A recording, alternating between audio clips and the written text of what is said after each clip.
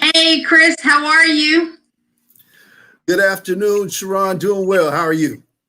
I'm good. Chris, it is always a pleasure to talk to you because you are the man with all the connections in our agency.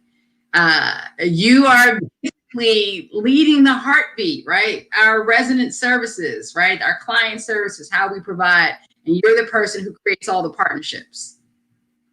It's what it's all about. We can't do it alone. We have the thing I always love about Charlotte is we have great nonprofits, great agencies out here that are just willing to help, just a phone call away. So it's fantastic.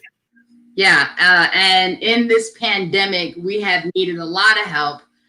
We serve the most vulnerable families in Charlotte, and so with the protests, with the unemployment, with the pandemic, there's a lot facing our families. And I just want to give a shout out to you and your team for creating these partnerships that have been able to serve our families with COVID tests, with food, with back to school packs and all kinds of other things.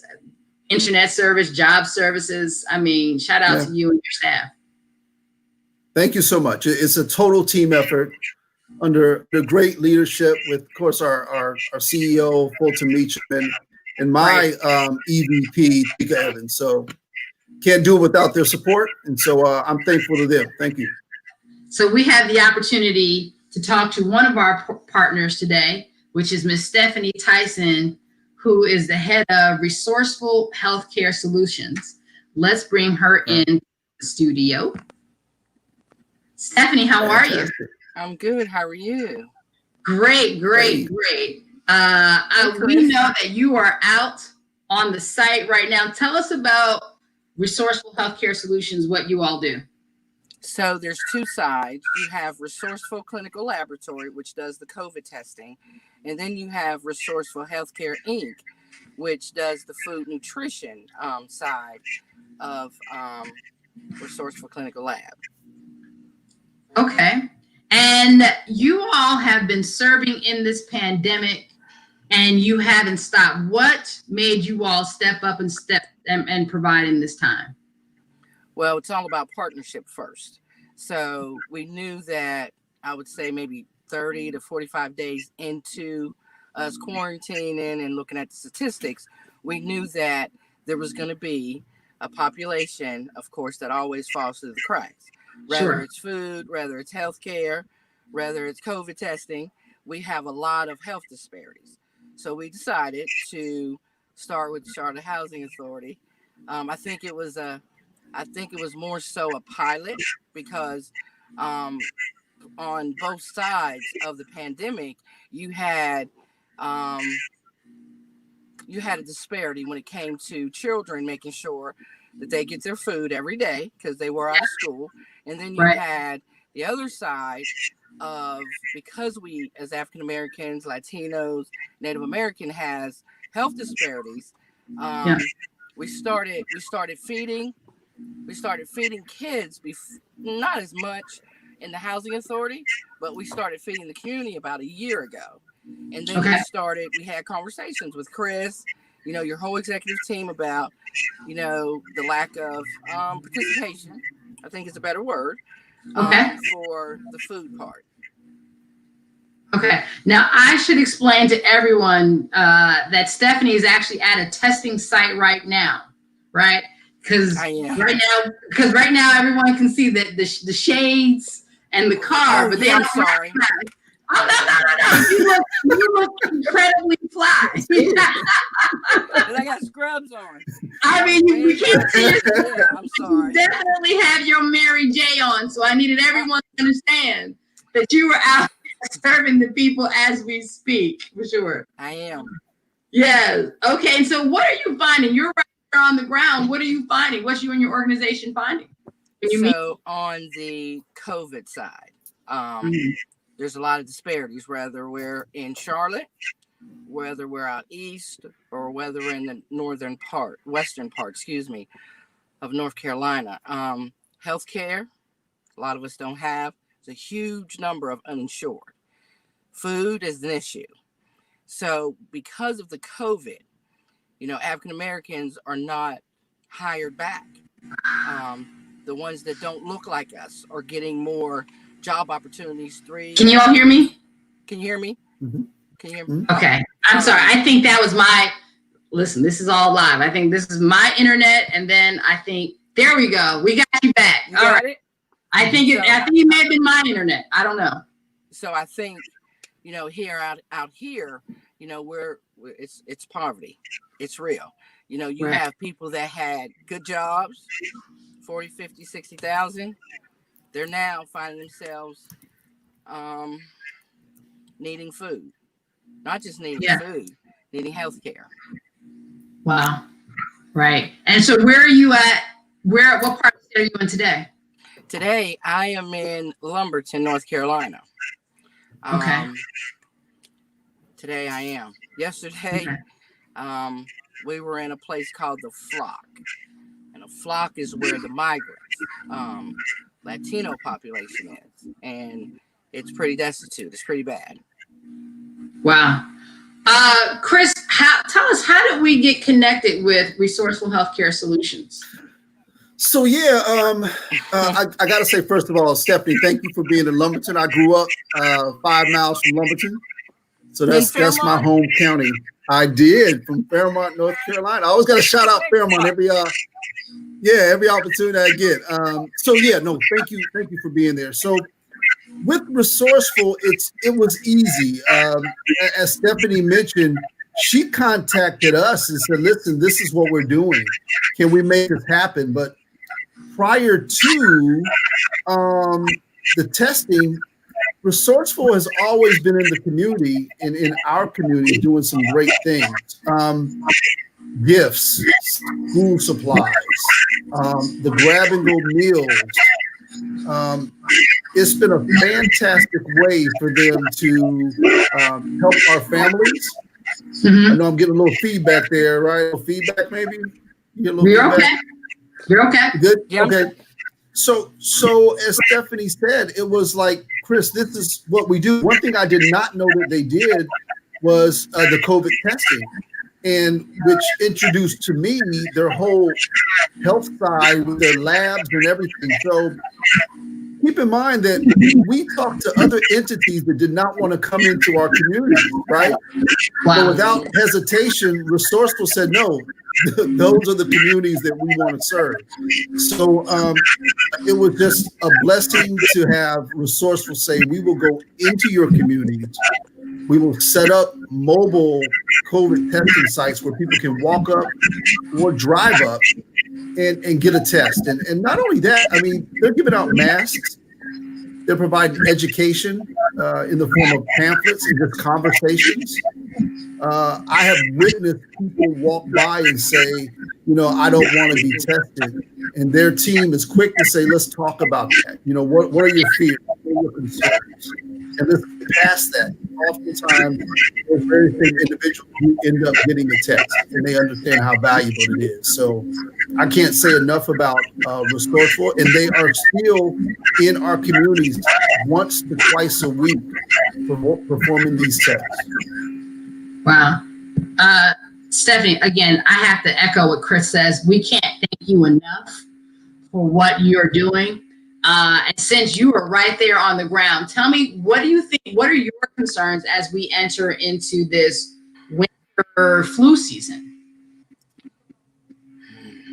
It's going to be tough because it's going to be hard to determine who has COVID, who has the flu, just who has straight respiratory. And because we have lack of insurance and education on in the community aspect of it, we got to be really, really smart about a mask. So the masks that we give out it's a pack of white. There was a partnership that the governor said about a month, maybe 2 months ago. He talked about this million mask campaign. And I know I've given out across the state at least 5,000 to 7,000. Okay. Wow. And so you're saying that the mask is going to be critical. It is. It's basic hygiene. Wear masks. hand sanitizer, keep your hands clean, and keep your hands out of your face. Got to do that. Got to keep your hands out of your face. And we got to stop. To be very real with you, we have to stop having parties. We have to stop having going out to these cookouts, clubs, restaurants. When you go into a restaurant right now, you would think everything's okay, but it's because when we went into phase 3, and it's across the country, it's just not North Carolina. Sure. Across the country, when we go out of phase 2.5 or 2, that's where you see the spike. And right now, if you look at the statistics, the Secretary Cohen, she talked about we only have 2%, maybe 20% of the individuals in this whole state that has tested. You have to be at least 5% of testing to see a death. Because right now we're back up. And the reason we're back up is because of going into phase 3. Phase 3 is because everyone's out. When that Friday, the governor said phase 3, effect, it was like COVID just went away, just vanished. Yeah. So Stephanie, you bring up something that's very true. What is it that people are not getting? I mean, for me, once we go into something called shelter in place, I knew this was very real. Absolutely. Everything. This is not something that we do every day. The governor and states all across the country went into shelter in place. We saw the NBA go into a bubble. We saw people having to work from home. We saw masks. So I personally don't understand, and maybe you have a better understanding. Why is it people are not taking this seriously? So we can talk about our leadership first. Let me be clear. It's not about party affiliation, right? No, it's not. It's about common sense. Yeah. When you follow someone and you're a follower and not a leader, you pretty much looking for someone to guide you, right? Okay. So if I like Chris, for a good example, I like Chris, and Chris is a good guy, and I see Chris not wearing a mask, right? Right. Then because I like Chris and I feel like I have this personal relationship with Chris, I'm gonna follow Chris because I trust Chris, right? Don't know Chris's intentions, but I like Chris. Sure. That's the issue. So you have a population that is following our leadership. Then you have another population, which is us, who doesn't understand it, think that it's a hoax, think that we're trying to put chips in their nose, or we're trying to give them COVID. I'm gonna tell you what's gonna be challenging when they do come out with a vaccine, and they have to come out here and they have to the research and the pharmaceutical companies, they have to get 70% of the population has to be part of the clinical trials, and there's a percentage of people of color. Yeah, that's gonna be a challenge. Yeah, because of the trust. So I tell the state and I tell anyone, we really can't talk bad about a population and say they're ignorant or they're rude or whatever you want to call them until we go over there and we give them the mask and we teach them how to put it on and keep it on, even if they have to put it in the washing machine. But then we have to tell them what COVID really is. And, there has to be relatability in this. Sure. To be clear. So if I'm living in Delahaye Court, sorry, Chris, if I'm living in Delahaye Court and I'm watching TV, right? And I see the health department director, I see people that don't look like me. What I'm gonna do? I'm keep track. There's I don't know who that older woman is. No disrespect to her. Sure. But because there's no relatability and no commonality between us, we gotta have something in common. Sure. Right? And because there isn't, that's the issue. So we have to. So the Governor Cooper, he's gonna have to figure it out. They're going to have to figure out how to get more money into our communities. They're going to have to give us the money, not to United Way, not to, people who's not going to really be in here helping us. Sure. I mean, so I again, that to me is just a testament to the work that you all are doing, and just the commitment, and that's passion. I mean, that's real heart and real passion, and just, and I should say, anyone who's watching, I know we have a few people watching, if there are any questions, please don't hesitate to ask any question. So Mark Carr says, hats off to Stephanie and Resourceful Healthcare Solutions for serving our least fortunate Charlotte communities throughout our state. And he has a question. He says, with the current influx of COVID-19 spikes in 32 states, do you think we will eventually have to go back to phase 1 nationwide? It doesn't matter who wins the election in November. In order for this, and it's really sad that we have to talk about politics in this, but this is where we are. Right. After November, and if there's new leadership, we going in. We're gonna go in for a minute, because we have shown we're not responsible enough, right? Because if we were, we wouldn't be at Myrtle Beach, we wouldn't be down in South Beach, Miami Beach. That's where the issue came from. A lot of us got comfortable around Labor Day, 4th of July, and we went to the beaches. Everybody we went to all the North Carolina beaches, right? Yeah. Right. We all brought it back to wherever we live. Sure. This is how this works. We all got lax. We all went to party and all of that. We didn't all do it. Absolutely. School's not an option. Right. School is not an option. I don't know how we bridge the gap with CMS, making sure these kids get their Chromebooks and internet. That's basic. That's basic.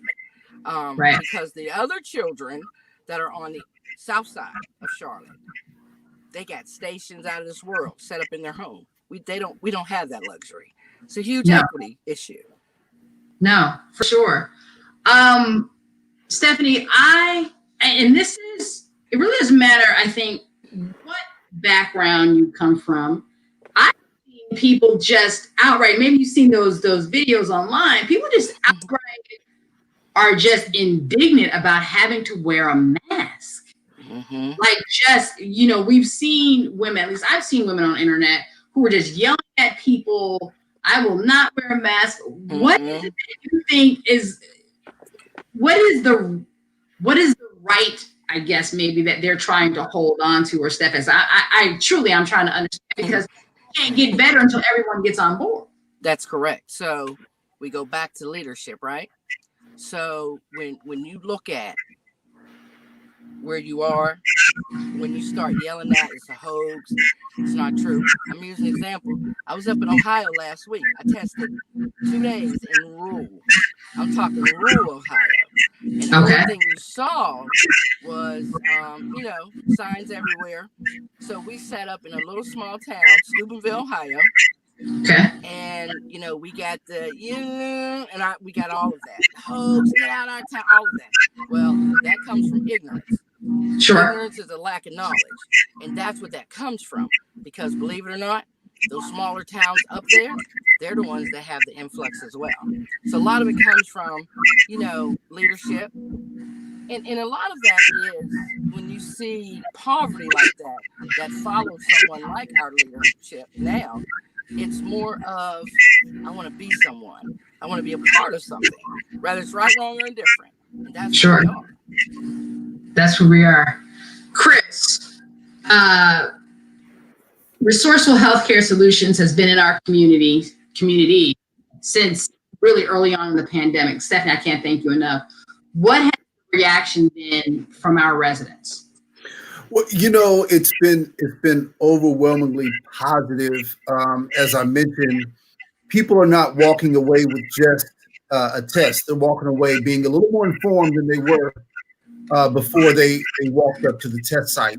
And I think that's the power right there that Resourceful has. Not only being able to provide to test and let people really know where they are when it comes to this virus, but the knowledge that they're able to receive when they walk away, they're able to be more informed.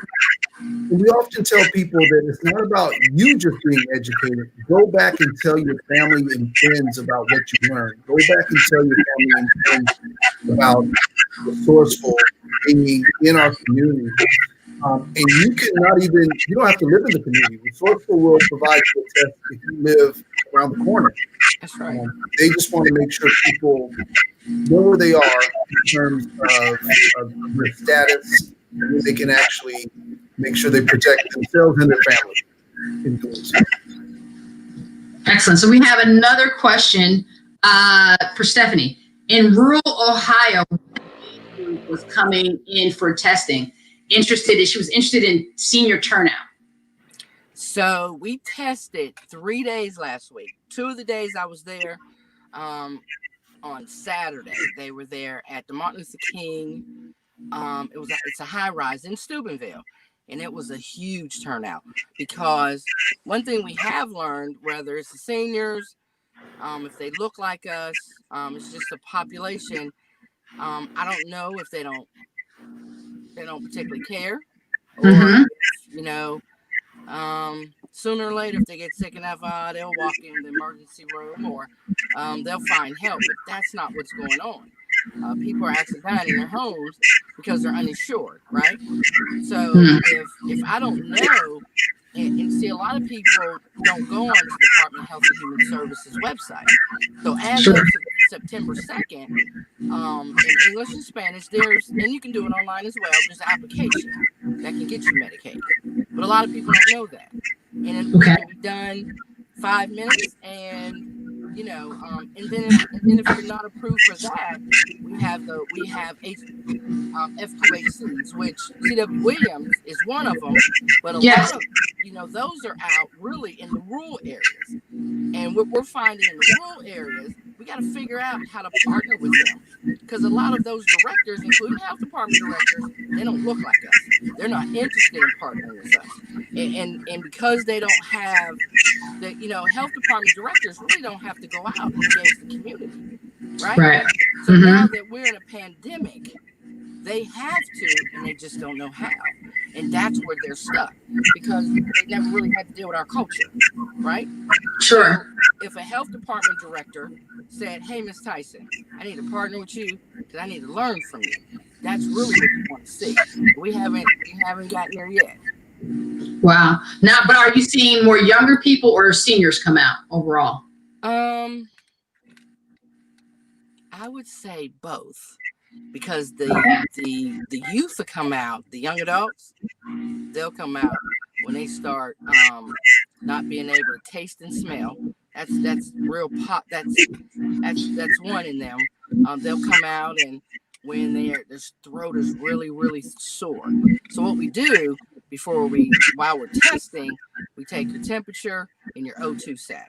If your O2 sat is below 90, if it gets below 85, we got a problem. We're gonna have to quarantine you on site. Okay. And for people who don't know, that's your oxygen level. It's oxygen level and your temperature. Like, we've had people come to a site, they have a temperature of 101. 101.5. And what's interesting about African Americans, we always believe a lot of folk tales, we call it. One lady said, "Oh no, it's like the oven theory. No, I was driving in my car, I had air on, had the windows up. I'm just a little hot." I said, you got it. Dr. Johnson happened to be there. She said, you got a fever of 101 point. We need to quarantine. No, it's and it was in July. No, it's just we're hot. And no, those seniors are real difficult to try to quarantine. Yeah. They're a mess.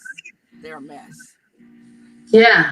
Wow. So we got another question for you, Stephanie. Stephanie, you mentioned earlier, this is from Mark Carr, that the parties, gatherings contribute to high COVID numbers, even with our friends and family who we trust, but can't visually see this virus. Can you speak to that? So when the governor says, or the CDC, Dr. Fauci, whomever you trust, when they say, well, we only need to see a gathering of 6, right? Or 10. Mm-hmm. There's a reason Mm-hmm. for that. There's a Mm-hmm. huge reason. Because if you have, let's say you have 6 family members coming to your home. Well, you don't know where they've been. You don't Right. know where their friends have been. You don't know in the last week who they've been around. So it's always good to keep, and that's a chance you take. It's always good to just try to keep your circle really small now. I know it's tough.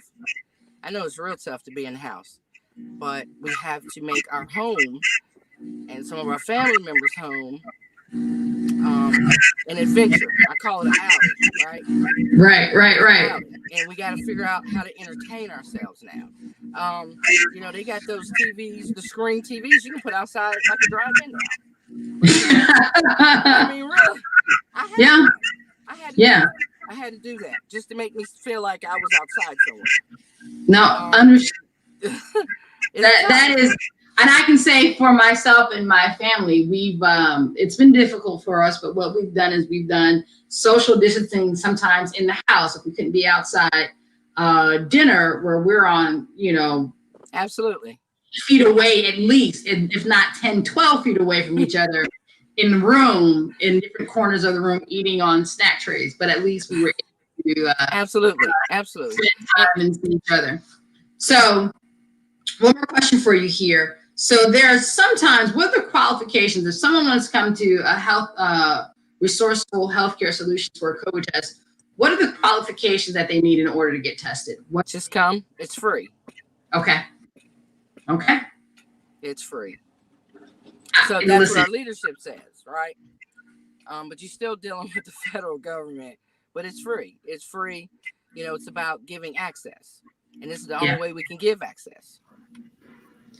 Well, Stephanie, I want to thank you, and I know you do this with your husband, just for being so passionate and serving our community. I mean, the fact that I'm kind of awestruck that you said you went up to Ohio.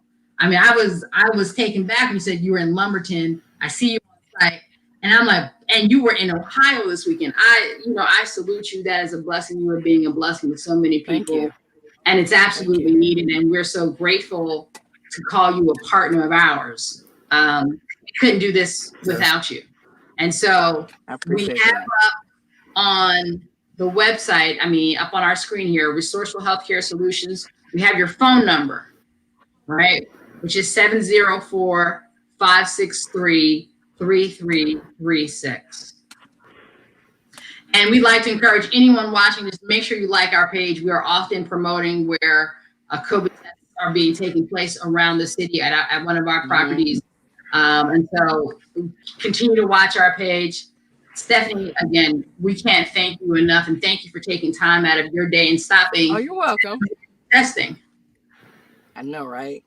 This is my excuse, right? To not be testing. Thank you. Hey, Stephanie, go to the Village Inn and get some seafood at the Village Inn restaurant.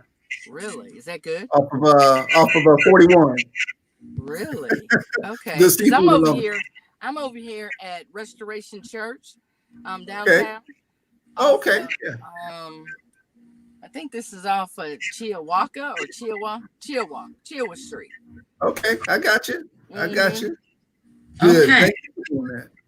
Well, thank you again, Stephanie. And please come back to us and give us updates anytime you have them, okay? Okay. Sounds good. Thank you. You want to get your word out. Thank you. Thanks, Stephanie. Take care. Take care. Bye, Chris. See ya. All right, Sharon. Take care. Bye-bye.